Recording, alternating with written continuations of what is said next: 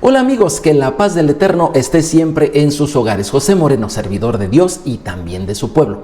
En esta ocasión estaremos estudiando 2 de Pedro capítulo 1, la última parte desde los versículos 10 al 21. Le he titulado en esta ocasión Sigue la ruta correcta. Sigue la ruta correcta, pero antes de eso un poco de humor.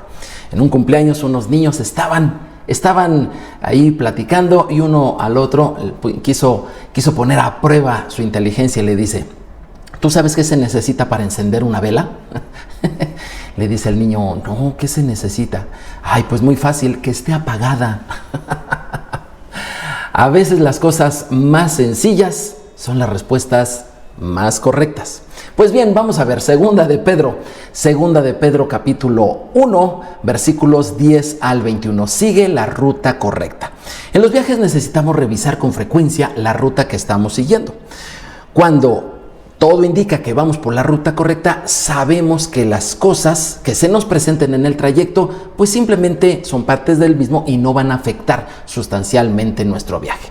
Seguir la ruta correcta asegura que lleguemos a nuestro destino. Y en esta ocasión, el apóstol Pedro exactamente eso es lo que quiere para ti y para mí. Darnos con claridad la ruta correcta que debemos de llevar en nuestra vida espiritual, pero también nos enseña cuál es nuestro destino. Hemos estado viendo, y en el estudio anterior vimos que el apóstol Pedro nos enseñó que la salvación es progresiva. ¿Cómo es esto? Sí, la salvación está viva y crece. Recordemos el texto en el cual nos los dice. Dice así: vosotros también, poniendo toda diligencia por esto mismo, añadid a vuestra fe virtud, a la virtud conocimiento, al conocimiento dominio propio, al dominio propio paciencia, a la paciencia piedad, a la piedad afecto fraternal y al afecto fraternal amor. En esta sección estaremos viendo un poco más acerca de cómo es que la fe crece. ¿Tú sabías que la fe crece? ¿Tú sabías que tu fe necesita crecer? Te dejo ahí un texto para que veas cómo el apóstol Pedro nos dice que sí, efectivamente, la fe tiene que crecer. No es algo estático, no es algo que sucedió en algún momento de tu historia, en algún momento de tu vida y simple y sencillamente ya allí no se mueve y lo tienes como un tesoro guardado. No, la fe es algo que crece. Pero vamos a ver acerca de, en esa fe, como el camino correcto que debemos de seguir tú y yo. 2 de Pedro 1, 10 al 14. Por lo cual, hermanos, tanto más procurad hacer firme vuestra vocación y elección, porque haciendo estas cosas, las que leí hace ratito, dice, no caeréis jamás. Porque de esta manera os será otorgada amplia y generosa entrada en el reino eterno de nuestro Señor y Salvador Jesucristo. Por eso no dejaré de recordaros siempre estas cosas, aunque vosotros las sepáis y estéis confirmados en la verdad presente. Pues tengo por justo, en tanto que estoy en este cuerpo, el despertaros con amonestación, sabiendo que en breve debo abandonar el cuerpo, como el Señor Jesucristo me lo ha declarado. Todos tenemos un llamado, una vocación. De esa vocación habla el apóstol Pedro. Todos tenemos un llamado. ¿Tú conoces tu llamado? A lo mejor si estás participando activo en una congregación, a lo mejor tú dirás, sí, mi llamado es el de la alabanza, o mi llamado es el de enseñar, o mi llamado es el de predicar, o mi llamado es el evangelismo. No. Esas son cosas que tenemos que hacer, pero no las tenemos que hacer toda la vida. Hay un tiempo, no toda la vida hacemos esas funciones, hay un tiempo para todo. Pero hay algo a lo que sí estamos llamados durante toda nuestra vida. Y ese llamado es la salvación. Ese es el camino correcto. Si tú ya creíste en Cristo Jesús, si tú ya le entregaste tu vida, si tú ya renunciaste a vivir la vida alejado de Dios y prefieres entregarle tu vida a Jesucristo y aprender de Él, entonces tú has comenzado en el camino correcto. Tú has comenzado en la salvación. Esa salvación tiene que crecer. Esa salvación la disfrutamos, pero tiene que crecer. ¿Sale?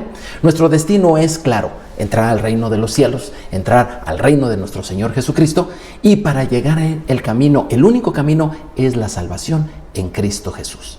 Pero como te decía, esa salvación tiene que crecer. Y hablando de crecimiento, yo recuerdo, Una persona que nos quiere mucho a mi familia nos regala con frecuencia algunas plantas. Algunas, o mejor dicho, la mayoría tienen flores. Y pensé en las plantas. Las plantas crecen, todas ellas, no todas dan flores, pero todas crecen. Y aquí te dejo esta imagen.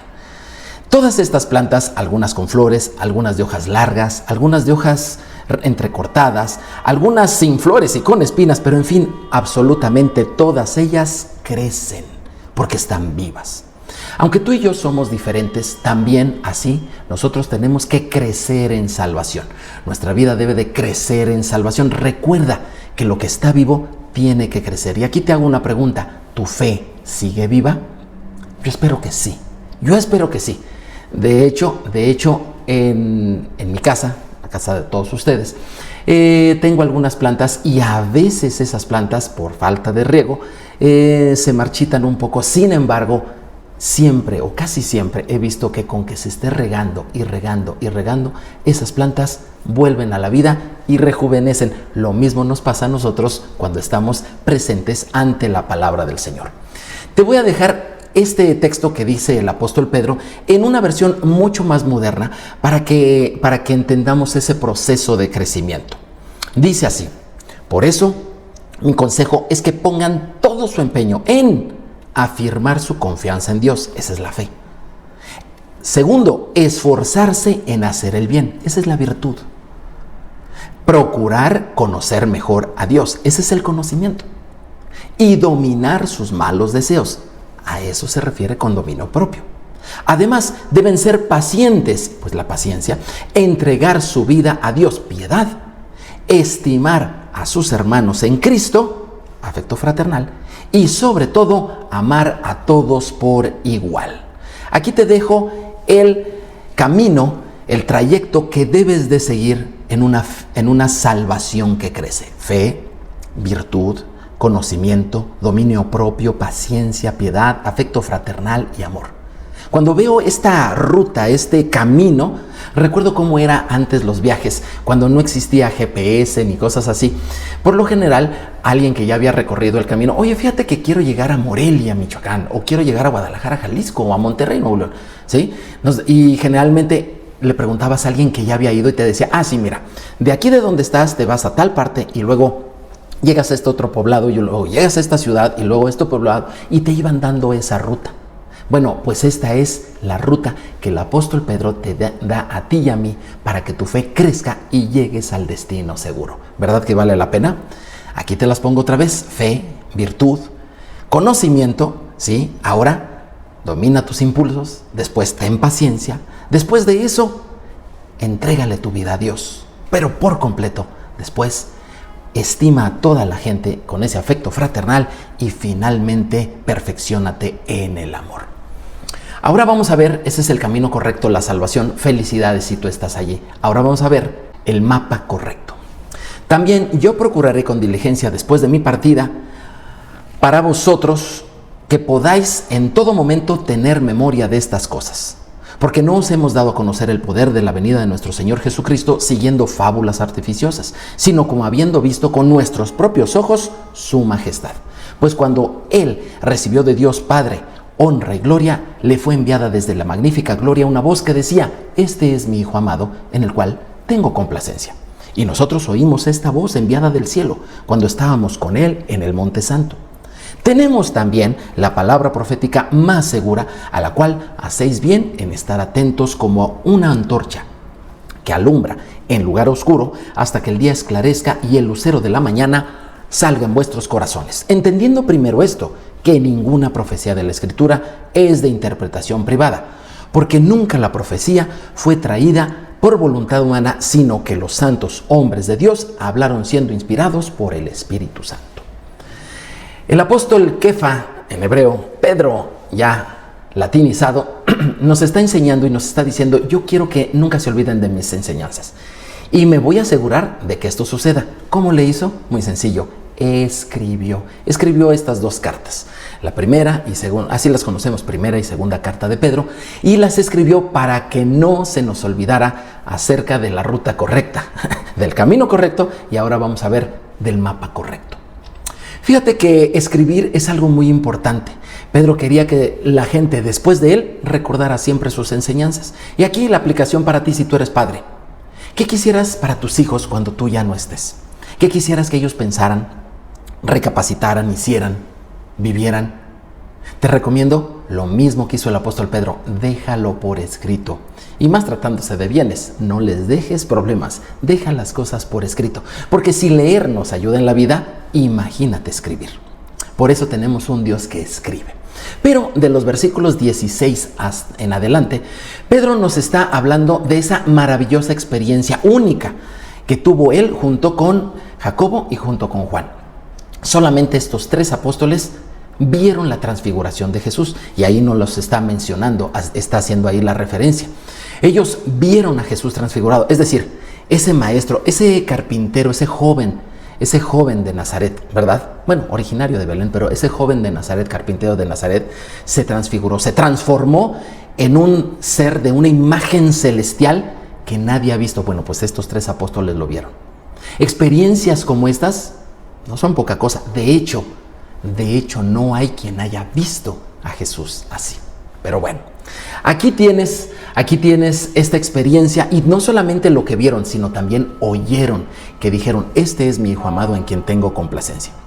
El apóstol Pedro pudo haber basado todo su ministerio, todo su servicio a Dios en esta sola experiencia, y pudo haberle dicho a la gente, escúchenme, háganme caso, porque yo vi y yo oí y yo tuve esta experiencia, y ¿quién como él?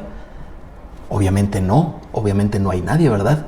Pero él no decidió basar su ministerio y la fuerza de su fe en esa maravillosa experiencia.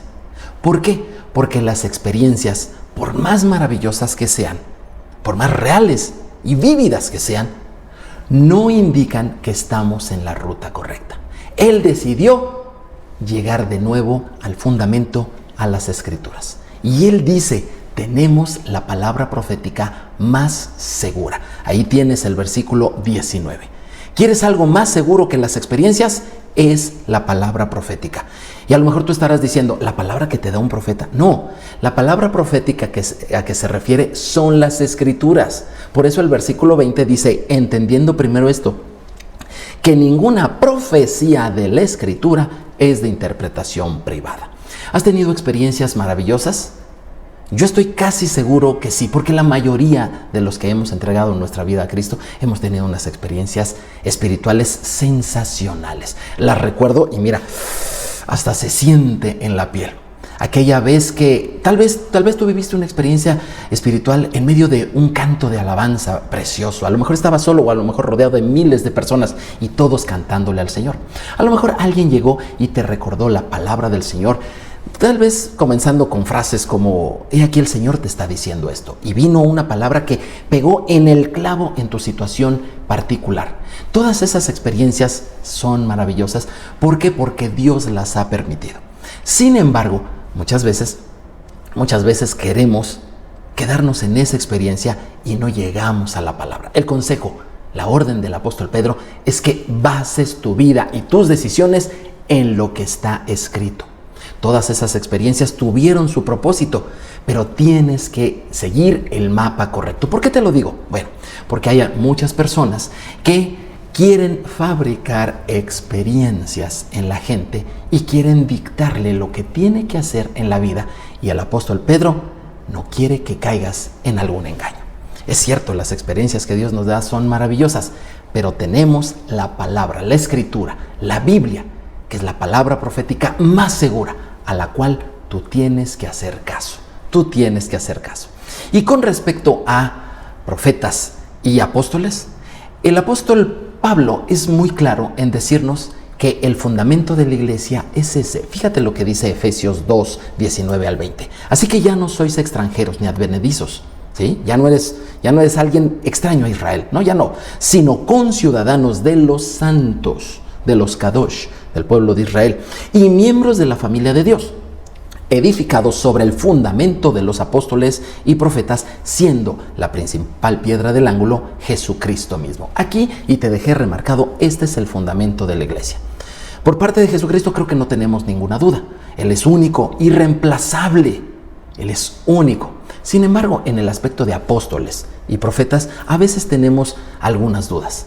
Si es el fundamento, entonces quiere decir que lo que los apóstoles escribieron y lo que los profetas escribieron, eso es lo que tenemos por fundamento en la iglesia.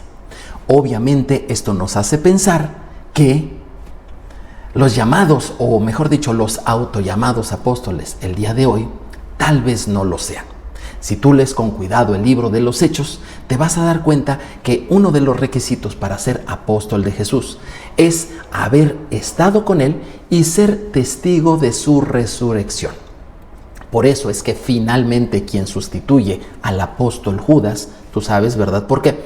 Es el apóstol Pablo, porque sí estuvo con Jesús y sí fue testigo de un Jesús resucitado. De hecho, a partir del capítulo 9 del libro de los Hechos en adelante, se trata de todo el apostolado de Saulo, Pablo, para nosotros lo conocemos como Pablo, y todas las cartas que él escribió. Así que los apóstoles y los profetas son los que han establecido el fundamento para la iglesia. Si hubiera apóstoles como tales el día de hoy, seguirían escribiendo las escrituras, pero eso no se puede. Las escrituras ya se cerraron. Ya no hay más escritos. Lo que tenemos que basarnos es lo que dijeron los profetas y los apóstoles. Y con respecto a los profetas, a lo mejor tú dirás, sí, es que hay profeta fulano,